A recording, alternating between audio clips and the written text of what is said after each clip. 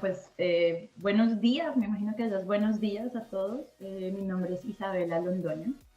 Yo soy egresada de Bellas Artes, de la licenciatura en Arte Teatral. Me egresé en el 2016, si no estoy mal, así de vieja estoy. Y ahorita me encuentro en Inglaterra. Acabo de terminar mi maestría en algo que se llama Teatro Aplicado en The Royal Central School of Speech and Drama, que es una de las super universidades acá dedicadas enteramente al teatro, cosa que es fascinante. Y el teatro aplicado, ¿qué es? Pues teatro aplicado es toda una disciplina de cómo utilizamos el teatro como herramienta para el desarrollo social. Tiene que ver mucho con pedagogía, pero sobre todo tiene que ver con el trabajo con comunidades vulnerables. Entonces, últimamente mi carrera se ha ido a ese trabajo. Durante mi experiencia en la maestría, desarrollé un proyecto de investigación que se llama La danza de la opresión, y voy a hablarles del proyecto. Creo que para mí lo más interesante del proyecto y que les puede servir a ustedes fue el proceso, es hablarle del proceso, de las herramientas que utilizamos, mucho más allá de las conclusiones.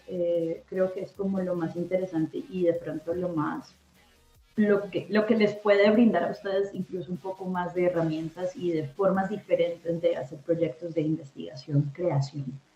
Entonces, pues nada, eso es. Entonces voy a compartirles una presentación.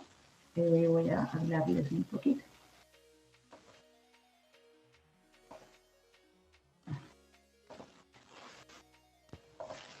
Bueno, entonces el proyecto se llama La danza de la opresión. Es una perspectiva multicultural y feminista sobre gestos y hábitos opresivos en diversas danzas tradicionales. ¿Por qué decidimos hacer este proyecto? Entonces yo empezaría hablando de qué tienen en común una chica colombiana de 30 años con una chica china de 26, con una chica coreana de 28, con una chica del País Vasco que tiene 34, con una chica de la India que tiene 25 y con una chica criada en Cataluña, pero proveniente de Malí, que tiene 29. Además de que todas somos mujeres. Así fue como comenzó el grupo. Parecíamos el United Colors of Benetton, o sea, todas inmigrantes en Inglaterra, todas no blancas, todas provenientes de destinos exóticos para una comunidad europea y todas dedicadas a las artes escénicas de diferentes maneras, porque éramos un conjunto de actrices, actriz bailarina, como se define en la India, y escritoras.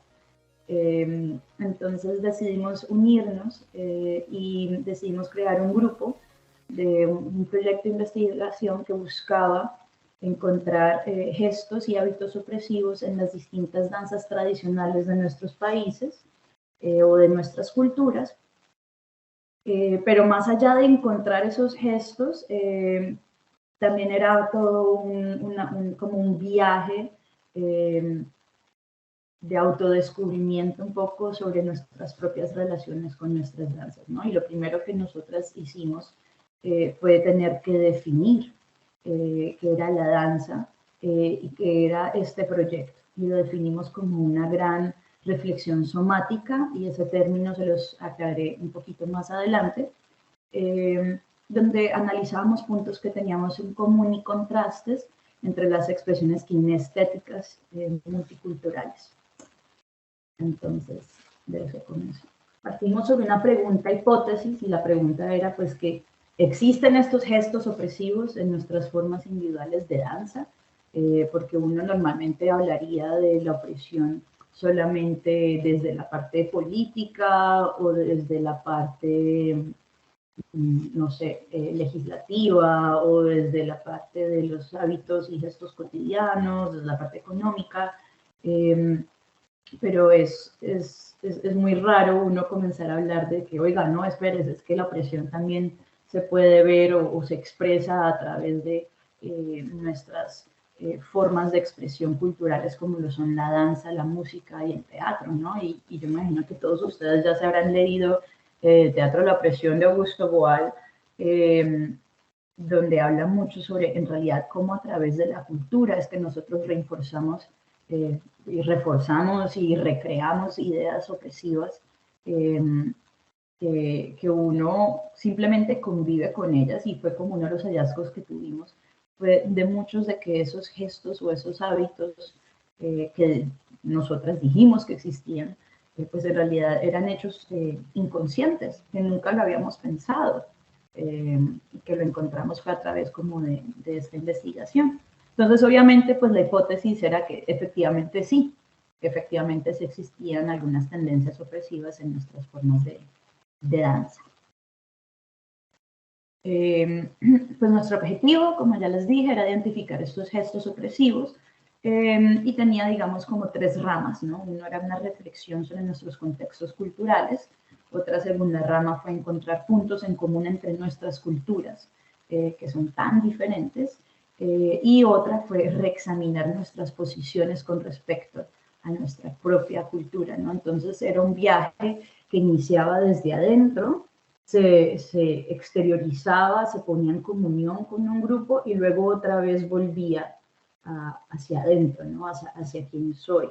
Y en ese sentido fue muy importante para nosotras iniciar desde algo que se llama la posicionalidad, y que no sé si ustedes lo están viendo mucho en Bellas Artes, pero digamos que aquí, y sobre todo en el contexto europeo y por las políticas o los cambios políticos que está atravesando los países en Europa, con todo esto de su reexaminación sobre el colonialismo y quiénes son y lo ser políticamente correcto, pues entonces todos los proyectos de investigación y casi que todos los proyectos que tienen que ver con trabajo de comunidad parten desde posicionalidad, y la posicionalidad de la persona que está liderando y el equipo de trabajo que lidera un proyecto, porque ustedes ya sabrán, ¿no?, que la posicionalidad es ese capital cultural que todos poseemos y es el referente desde el cual nosotros observamos el mundo.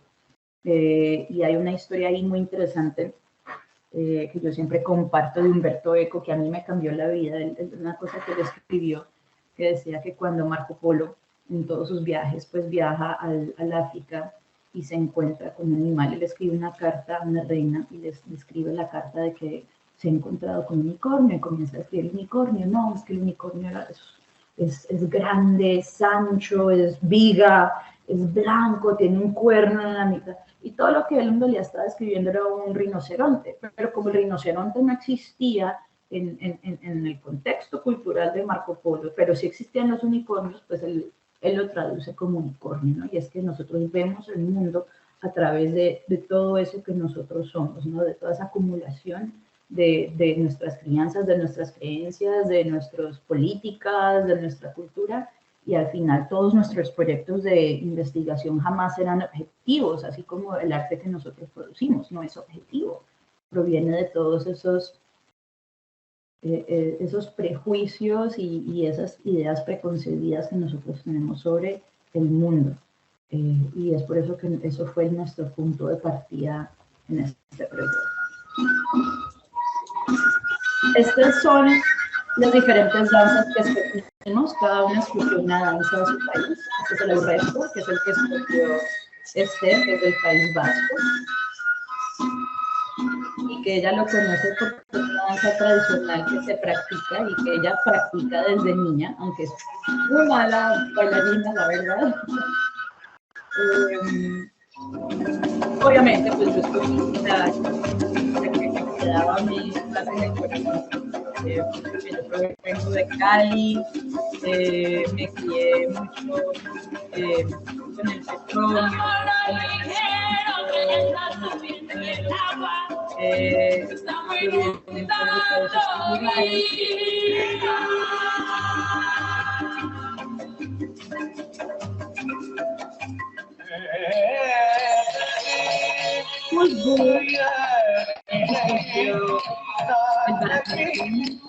de hecho, esa es ella.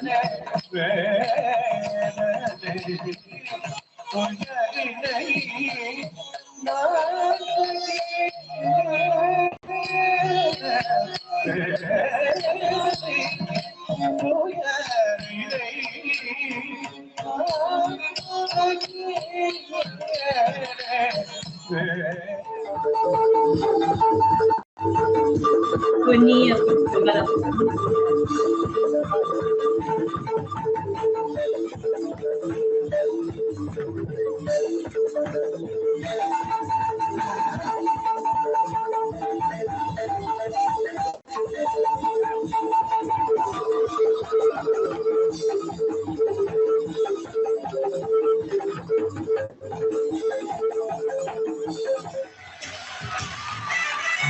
singing, the younger.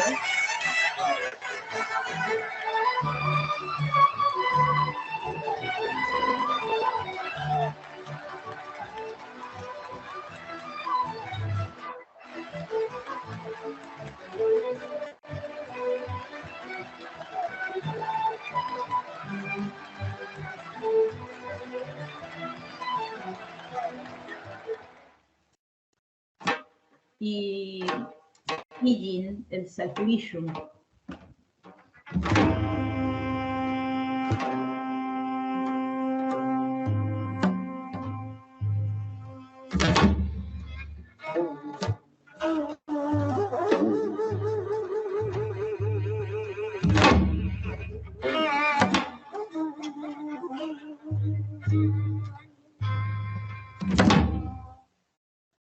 Bueno, entonces pues ya se pueden imaginar, ¿no? Son danzas, cada una escogió una danza que le fuera muy familiar, que estuviera como inserta dentro de lo que nosotros éramos, como somos como personas. No fue algo como muy hacia el azar. Y en eso pues lo que les he estado explicando, ¿no? Primero para nosotras fue todo un trabajo de cuál era nuestra posicionalidad en nuestro contexto. Durante eso duramos todo un mes analizando de dónde veníamos nosotras, analizando primero, fue como una especie de exploración sensible, ¿no? Desde el ser, desde quién soy. Antes de meterme yo a investigar así artículos y cosas, fue cuál era mi relación con esta danza, cómo la aprendí, cómo la desarrollo, cómo me siento yo practicándola, por qué estaba presente en mi vida. Fue como, y hicimos como toda una exposición, cada una hacía una exposición sobre su posicionalidad, y luego hablábamos del contexto en que se desarrolla esta danza.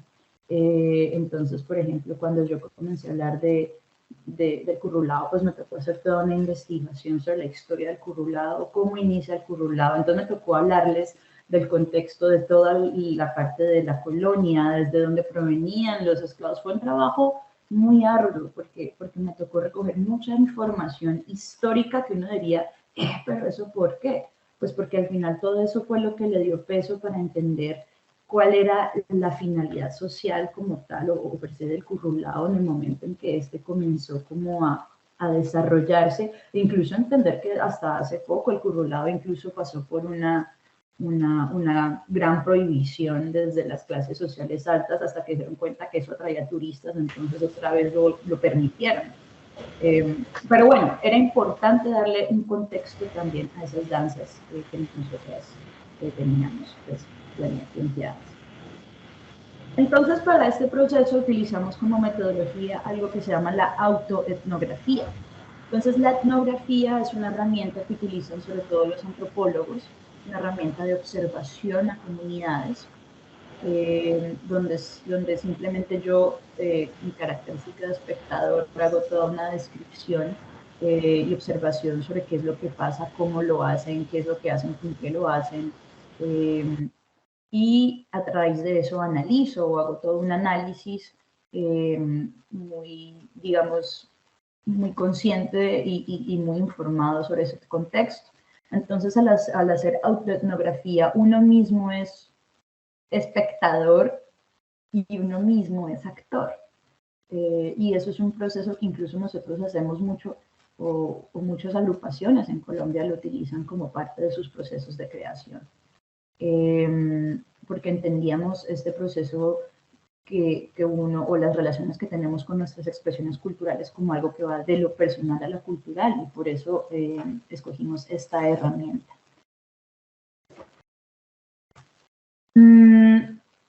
Al hacer autoetnografía, entonces también tuvimos que tener como unas bases o cuando uno se proyecta a un proceso de investigación, uno también escoge como ciertos valores, bajo qué valores, bajo qué miradas yo voy a utilizar este proceso de investigación. Nosotros teníamos como dos grandes miradas o dos grandes valores. Uno era la conciencia de las realidades múltiples, es decir, entender que luego, en la siguiente etapa de nuestro proceso, que iban a ser unos talleres donde nos íbamos a enseñar las danzas, donde nos íbamos a retroalimentar, donde íbamos a conflictuarnos, pues entender que quizás lo que yo como Isabela siento que es opresivo no es lo mismo que Khushbu entiende como opresión o que Connie entendía como opresión, y que eso no invalidaba la postura del otro y antes alimentaba el proceso que estábamos tratando de realizar. Y lo siguiente pues era entender que esta investigación se basaba bajo la teorías feministas, pero sobre todo la teoría feminista decolonizadora, que es una teoría que va mucho hacia procesos de decolonización, a procesos que desafían la opresión desde de esas camisas de fuerza o de esos roles en los que nos han insertado la sociedad, no solamente a las mujeres, no solamente son roles de géneros, sino también cosas como raza, que raza en realidad es algo que es un concepto que nos hemos inventado socialmente, ni siquiera responde a algo que es biológico, y que ni siquiera responde a algo que se llama una etnia, ¿no? Entonces, digamos que esto era algo que teníamos que tener muy bien claro para el desarrollo de nuestra investigación. Teníamos que tener consideraciones éticas, obviamente, como toda investigación, consideraciones sensibles, individualizadas, entender cuál era el capital cultural del que cada una venía. Y bueno, obviamente alimentamos todo eso con otras teorías académicas que esto es, o sea, ahí ya me tocaría hacer toda una conferencia sobre todo eso y pues queda muy largo, ¿no? Y aquí viene el enfoque somático. Entonces, ¿qué es el enfoque somático? Es otra metodología de la investigación que basa la investigación desde lo que nuestro cuerpo siente y desde la experiencia que nuestro cuerpo tiene a través de una acción o de un suceso que estás pasando, ¿no? Entonces es una experiencia que se basa en los sentidos, ¿sí? Pues la visión, el auditivo, el sabor, los olores, bueno, todos nuestros sentidos. Es una experiencia que se basa en la intercorporalidad, en la propiocepción, heterocepción y la interocepción. Escogimos este enfoque somático porque sentíamos que la danza es una experiencia subjetiva, sentida, es una forma no verbal de expresión cultural, y porque la opresión, o como cuerpos oprimidos, es algo que uno aprende y encarna. Es decir, la opresión no es solamente algo que se nos está ejerciendo externamente, sino que a través de nuestra historia, nuestros cuerpos también aprenden la opresión, aprendemos a comportarnos de cierta manera. Una de esas, por ejemplo, una de esas formas de opresión que uno aprende es, hay un ensayo muy bueno que si se lo pueden leer, se llama Lanzar como niña, donde hablan sobre todo un estudio que se hizo que se comenzó desde un estudio fotográfico y que se reveló que las mujeres hemos aprendido a no ocupar espacio. Entonces, empieza por qué los hombres cuando lanzan una pelota, ¿no? Sin ser deportistas, sin ser atletas, como la gente común. Los niños cuando lanzan una pelota abren los brazos, se extienden y la lanzan, ¿no? ¡Pah! Pero ¿por qué la niña, en cambio, simplemente la lanza? O sea, es como un cuerpo cerrado que solamente levanta su muñeca y lanza la pelota desde la muñeca, no la lanza con todo el cuerpo como un niño de género masculino. Y efectivamente, a lo largo, y si uno es consciente, las mujeres hemos aprendido a ocupar menos espacio que los hombres, ¿sí? Entonces, eso de que siéntese con las piernas cerradas, de que uno siempre anda como con el pecho hacia adentro, de que cuando hablamos las mujeres tienden a hablar mucho más despacio, mucho más calmado, mucho más, el volumen más bajito, o con las manitos un poco más, ¿sí? Son cosas que hemos aprendido porque es que la opresión se encarna. ¿no? Y esa era una de las bases de esa investigación. Bueno, entonces nuestro viaje durante toda la investigación fue hacer unas definiciones, sobre todo qué era danza, qué era opresión, hablar de nuestra posicionalidad, enseñarnos nuestras danzas, hicimos todo un estudio etnomusicológico, escribimos un diario, hicimos unos talleres, todo atravesado por una investigación teórica. Entonces las definiciones fue que pues, la danza es una forma de expresión cultural y definimos la opresión como un fenómeno social que ocurre entre diferentes grupos de una sociedad en un sistema de desigualdad social a través del cual un grupo se posiciona para dominar y beneficiarse de la explotación y subordinación de otro. Bueno, yo ya les expliqué la posicionalidad. Si quieren, yo les paso esta presentación a Luz para que se las comparta. Entonces, cuando analizamos nosotros las danzas, las analizamos desde su contexto, su historia, la forma en que uno la danza y cuál era la función social de estas danzas.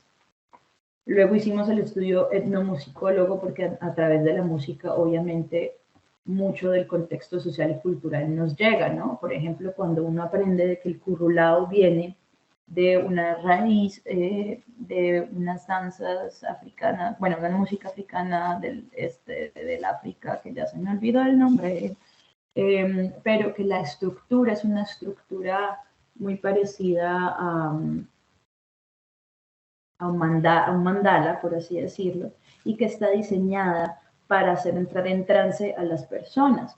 Cuando el currulao nace, o en el estudio etnomusicólogo que nos dimos cuenta, el currulao nace para poder hacer entrar a su comunidad en un estado de trascendencia y que duraba horas, ¿no? O sea, no era solamente una danza de tres, eso podía durar horas y horas y horas, y era que toda la comunidad entraba en un trance para olvidar esa opresión de la cual estaban viviendo, ¿no? Entonces, cuando tú comienzas a entender de dónde proviene o cuál es la musicología, la etnomusicología de las danzas, pues te da la función social, ¿no? Y claro, mi relación con el currulao en ese sentido cambió muchísimo, porque yo el currulao pues lo bailaba, era por ir a festejar y por ir a rumbear y por chévere, y luego, uy, pues, pucha, todo lo que conlleva en realidad bailar currulao.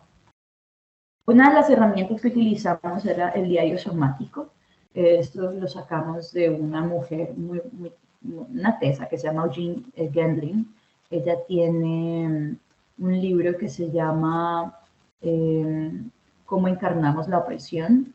Y en este diario lo que hace es que para el estudio de la opresión en diferentes cuerpos, cada persona escribe un diario donde hay 6 puntos que uno debe como considerar, ¿no?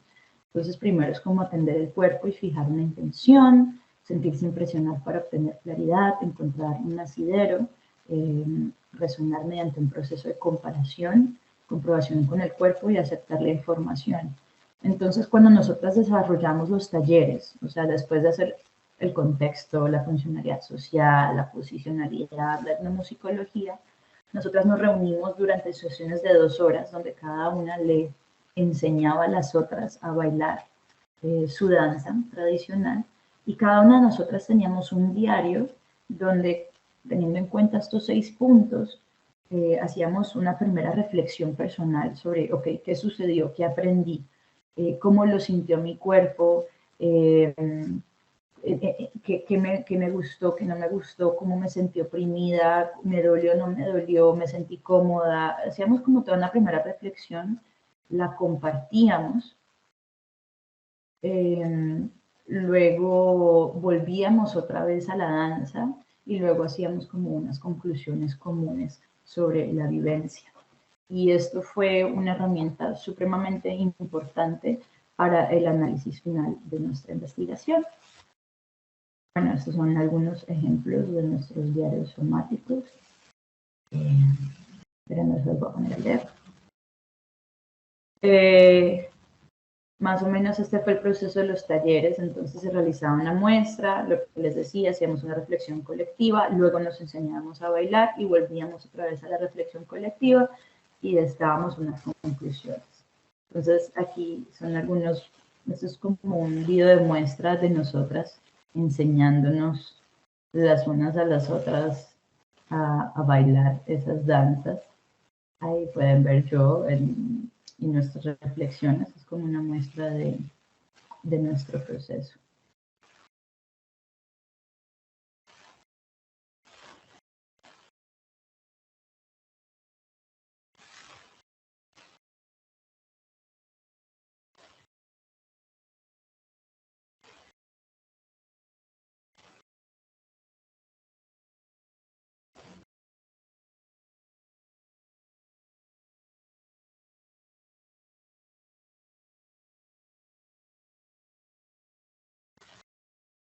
Y entonces, en esos momentos de reflexión, lo que hacíamos es que cada una primero identificaba gestos opresivos que había sentido en la danza de la otra.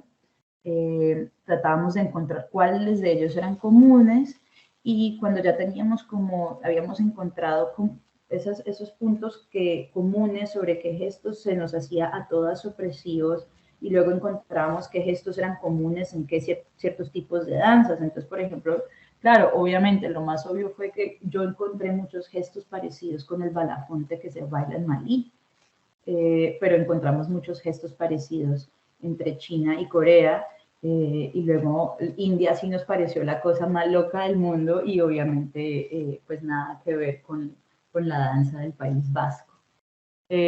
Tomamos todos esos gestos opresivos y los convertimos en una coreografía, utilizando también un poquito del tableau que utiliza Augusto Boal.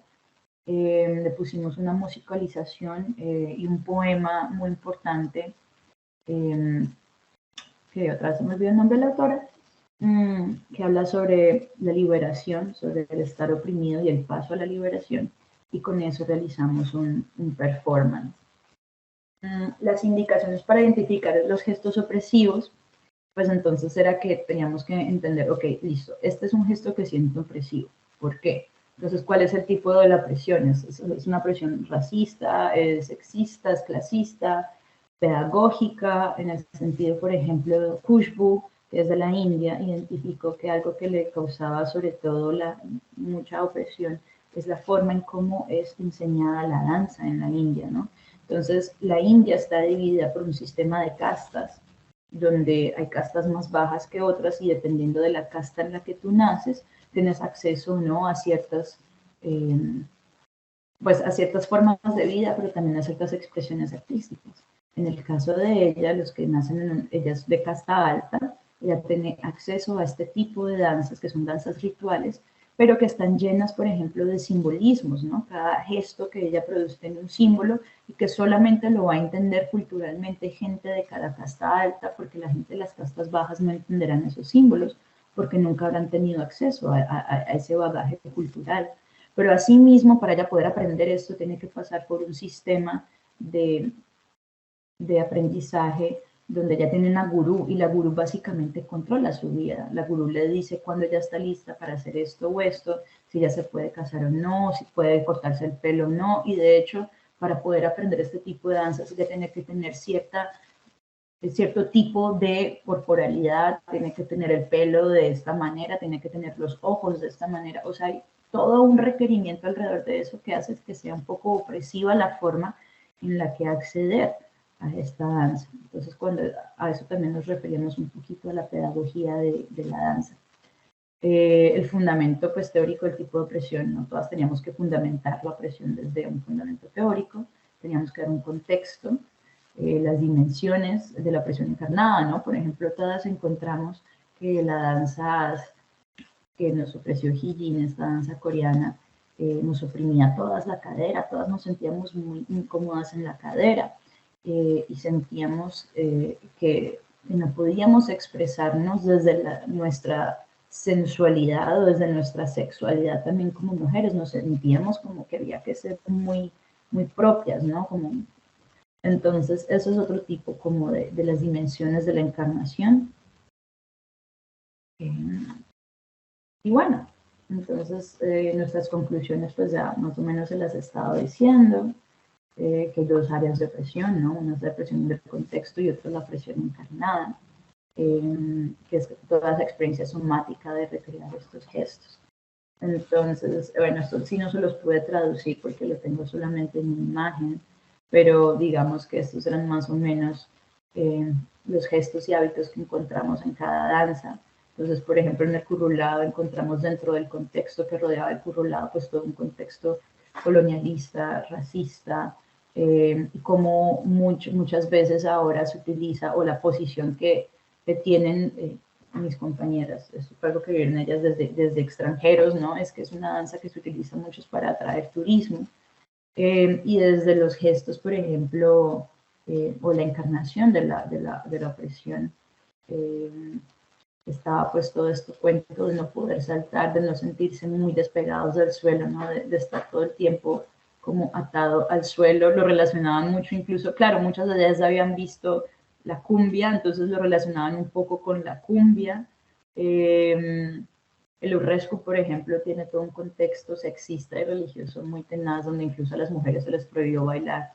Entonces utilizamos como todos este tipo de cosas para hacer unos cuadros en donde nos comparamos, encontramos estos en común y hicimos este último. Todo.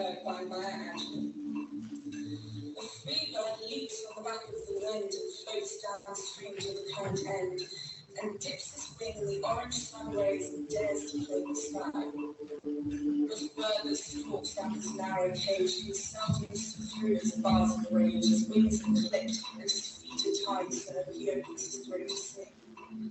The caged bird sings with a fearful thrill of things unknown but longed for still, and his tune is heard on the distant hill.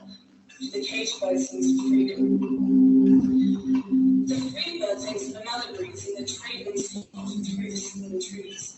And the fat worm's waiting on a dawn bright morn, and he names the sky his own. But the caged bird stands on the grave of dreams. His shadow shouts on the nightmare scream. His wings are clipped and his feet are tied, so he opens his throat to sing. The caged bird sings with a fearful thrill of things unknown but longed for still, and his tune is heard on the distant hill, for the caged bird sings for freedom. The behavior in front of the guru involves a lot of obedience, pleasing, and subordination. The tone of the voice, the eyes, and that is much direct. The role is active cloud in the Nati Shastra for men and women. For example, the Vasa Sajja, when who is ready and dressed up for such a union, eagerly expecting a lover, and so everything is written through male gaze. The authority of the Guru demands finance in a way that's unprofessional. A child of migration hasn't really experienced these events and therefore can only speak in terms of second-hand identity traits. Because my mom is migrant to me, she has shown me videos and obviously I could try to recreate that sexist aggression against women because they were excluded from the dance and then political oppressed because oppressed with the dance involving the national Basque body. And the stereotypes in it are all the time there. Just because we were raised in that context, so everything seems normal, but actually just the opposite of normal. As there are so many wars in Korean history, women and children are always targeted to be victims of sexual crimes and violence. For many women back then, once they become a survivor from the war, they not only just take care of themselves, but also they need to take care of others. What's interesting about Kurulao is that it was born as an escape tool from the colonialist and slave owning context of the time, where original common trap was a goal, and that makes it a dance with a very strong communal feeling. However, the context grows in the modern era to a racist context that tries to exclude the Kurulao as an oppression towards Black communities. The mind then passes to the public sphere, and when you don't have access to the public sphere, you have no way of asserting your citizenship.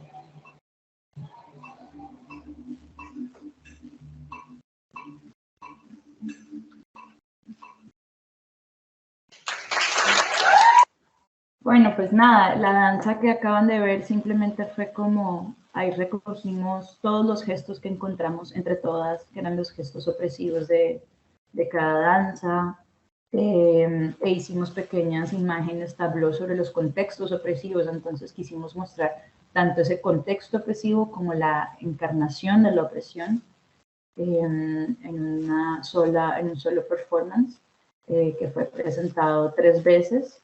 Uno, pues obviamente aquí, que fue en el lugar donde presentamos la